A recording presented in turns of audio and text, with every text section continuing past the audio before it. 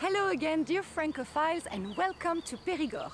On this video, we're going to present to you the city of Sarlat because this is where we live and it's one of the most beautiful in France. So enjoy the video and we'll talk some more in the end.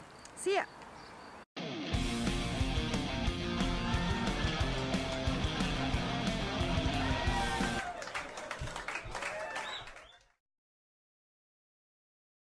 The founders chose the site for two obvious reasons.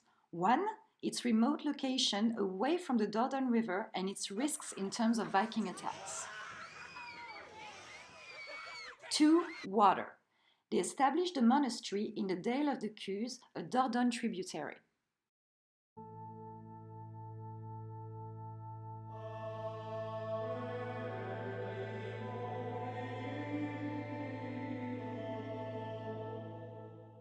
The legend says that Charlemagne himself had given precious relics to the monastery, such as a holy thorn of the crown of thorns and a piece of the true cross. Anyways, the centuries do not match. It's mostly the remains of Saint Sacerdos that will provide Sarlat with attention, pilgrimages, and resources. The abbey prospers and the town develops under its protection. Here, behind the cathedral, in the Cour des Fontaines, you can see the water allowing the human establishment in Sarlat, but also responsible for most of their problems. Floodings, epidemics, you name it.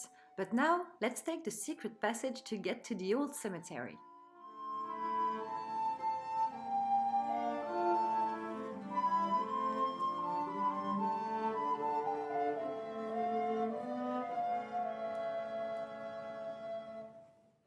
Another important step in the history of the town was the visit in the 12th century of the renowned preacher Bernard de Clairvaux, or Saint Bernard. During his visit, he would have given miraculous bread to the people to cure their illnesses. But it's probably a metaphor saying that he gave people ideas to cure their soul from the heresies. This tower, the Lantern of the Dead, would have been built in his honor. Actually, that's one of the many theories about the mysteries around its construction. The truth is, the historians do not even all agree. There are several major theories about it, and we're going to see them together. Could be a chapel to pray for the dead, or a beacon to guide the pilgrims through the night all the way to the relics of Saint Sacerdos. Finally, there is the alternative explanation about the telluric nodes, saying that the tower is implanted in a point with special energies. You take your pick.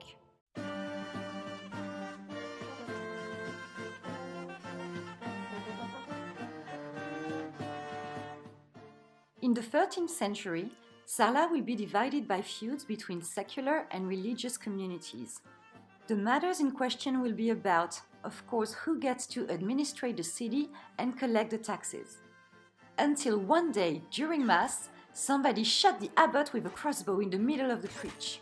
Until this very day, it remains a total mystery who did it. At least, like other privileged people, he got to be buried in the church or near it, so that he would go faster to paradise. This will be a pivotal point in the history of Sarlat. The signature of the Book of Peace will forever divide Sarlat in two equal powers, the abbey on the right and on the other side the bourgeoisie under the protection of the St. Mary's Church.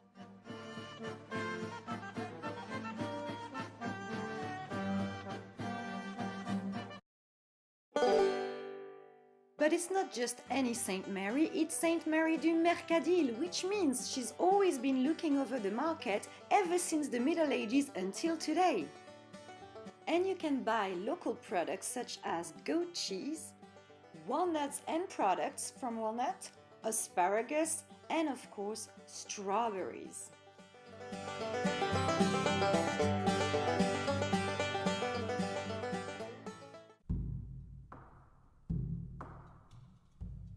Finally, in the 14th century, the abbey will be transformed into a bishopric and the church into a cathedral.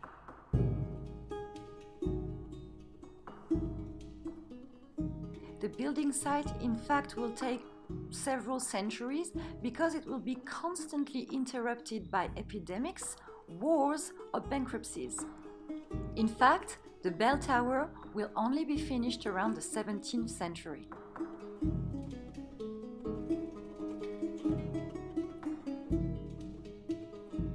But one cannot evoke the 14th century without mentioning the Black Death or the plague. In fact, Sarlat was severely hit by it as well as with all the other plague epidemics in history. On such occasions, these virgins were installed in the corner of every building to eradicate the evil and also to be thanked for curing the inhabitants. There are about 51 of them left in town, and if you look at...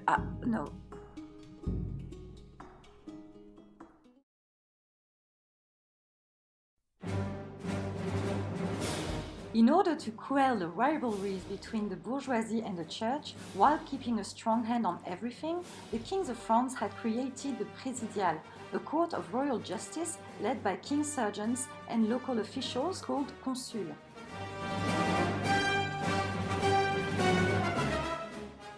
The tables have turned, and now it is their time.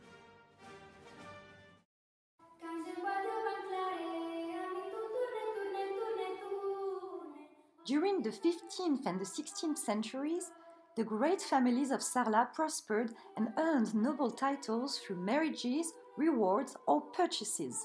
Yes, it was possible. Moving up the social ladder, they wanted to show it to the world with architecture. Sumptuous town palaces with a tower of nobility sprung out of the ground all over town.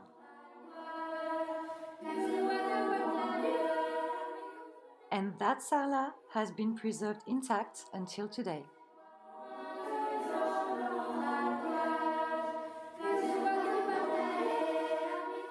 The best example of social climbing is l'Hôtel de Maleville. It was commissioned by Jean de Vienne, a former stable boy noticed by clerks for his wits and provided with education. He climbed as far as to becoming secretary to Henry IV and Court of the Auditors President. To celebrate his success, he wanted a luxurious house in his hometown.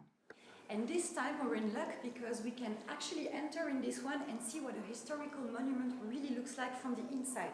So let's go.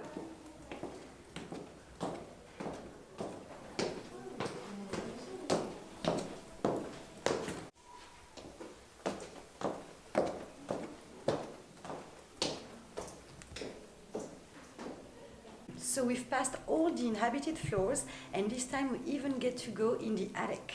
Let's go.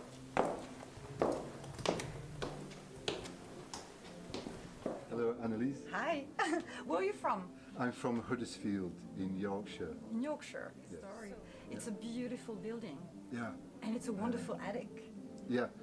Immediately, I started painting in here about 17 years ago as a private space, and immediately I felt that this was a magical, like an inspiration, and so my work started to transform almost immediately. About 6 years ago, I was sat in the middle as usual, and 3 stones fell 2 meters away from where I was sitting, and so yes, this. Most stones, if they fall, they tend to fall off the outside, and that's why I never go out now. I stay here. But yeah. Well, because they all weigh about 3 to 5 kilos, I think. Oh. And even the weight of the roof, there's about 250 tons of roof in this room alone. Wow. So it's quite a spectacular way of making a roof. Yeah. So, how come you stayed in Sarlat? I mean, what drew you to the place? I got offered a job 23 years ago, just outside of Dom, and things weren't going well for me in England at the time, so I accepted this job, and I was working at a barbecue restaurant, working for a mad English vicar.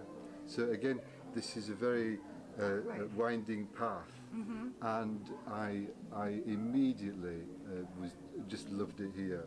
So, in a few words, can you tell me what your work is about? Yes, spiritual renaissance. and I think we're already in a transition from a materialistic and ego-driven world to another, finding the balance between nature and again spiritual renaissance, very important. And yeah, inshallah, next 2 years. Well, that's great. Right. Beautiful. Thank you. Thank you. My pleasure. Yeah, cool. See you soon. And you, merci.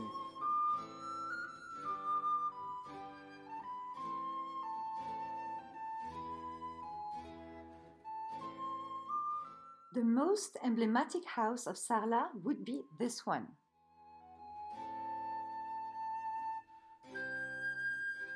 Built for a family of consuls and wealthy merchants, it is admirable in every way. Its facade, Italian style, just like the bishop's palace in front, and sculptured with the portraits of the family to advertise for themselves. But mostly, it's the birthing place of one of the finest minds of the French Renaissance, Étienne de la Boétie. Often renowned for being Montaigne's best friend, he was a lot more than that. Enlightened thinker, he wrote, among others, Discourse on Voluntary Servitude, which contains the seeds of the French Revolution 200 years ahead. But before stepping into the modern era, we have to evoke the wars of religion in the 16th century and of course the 100 Years' War in the Middle Ages. Interesting fact, whichever the war was, they always managed to choose the right side. The side of the French against the British, or the side of the Catholic against the Protestants. So that in the end, each time they were rewarded by the kings of France by large amounts of money and they could rebuild the town. It is then that the city chose its emblem, the salamander. Magic symbol of eternal regeneration, it couldn't be more fitting than in this context.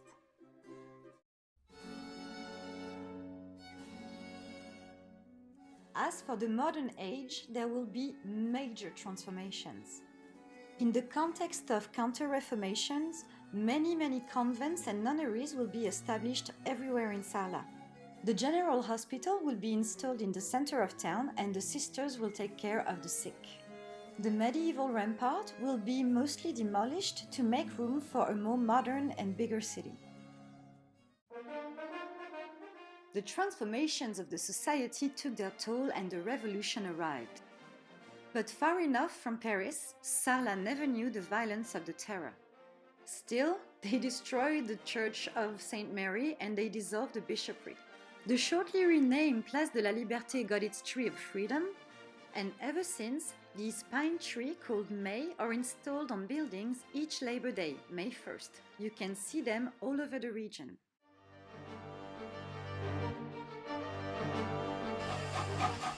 The 19th century and the Industrial Revolution put an end to countless old activities.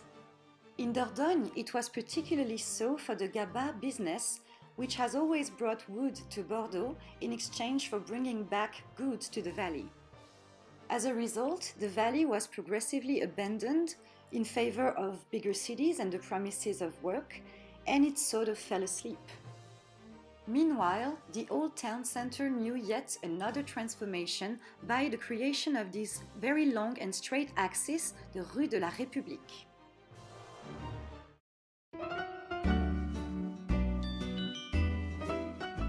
One of the major steps in the modern history of Sarlat is the Loi Malraux in 1962.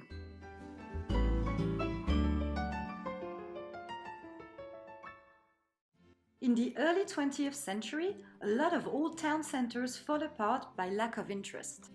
Thankfully for Sarlat, its beauty had already fascinated numerous artists and architects through the years. But what changed with Malraux's law is that it extended the protection of a few individual buildings to an entire district. And this time, with a solid project and the money to rehabilitate the buildings in their ancient glory, as well as providing them with modern comfort. The rehabilitation of Sarlat was a first in France and became a model for all the future restoration projects in the country. In total, 40 years of work and 42 restored monuments, streets and squares.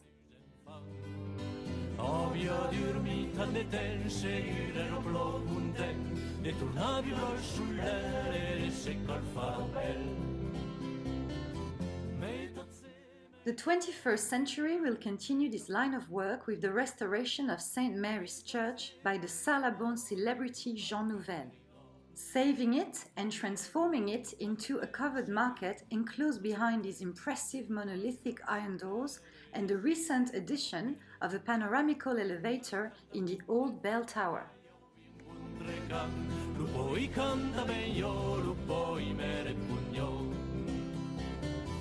Meita tse, meita por, meita viu e meita mor.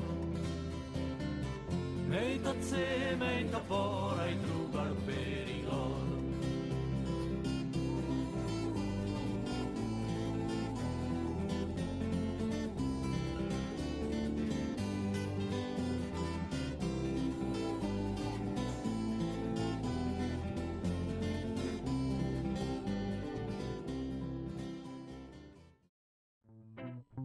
They also chose to reinstall the gas system in all of the lampposts of Sarlat.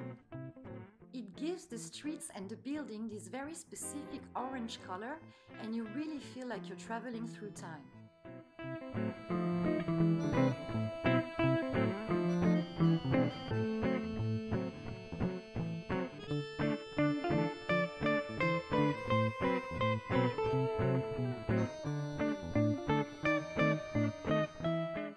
And leaving behind this medieval maze, you can get to more animated places like the Place de la Liberté to have a drink with your friends.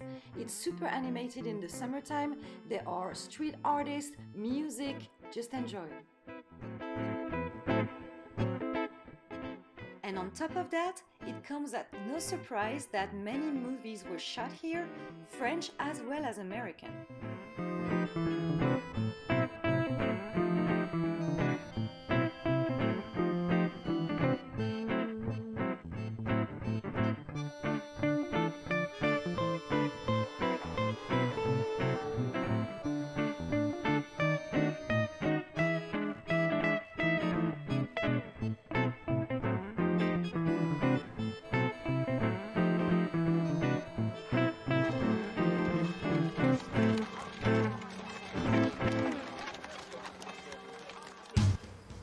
So we hope you enjoyed the video and that it gave you the will to come to Sarlat. We are going to make the next video about a castle nearby. It's going to be a great one, but if you have any suggestions, don't hesitate and keep following us on Facebook, subscribe, thumbs up and everything, and please ask yourself, voulez-vous coucher avec Sarlat?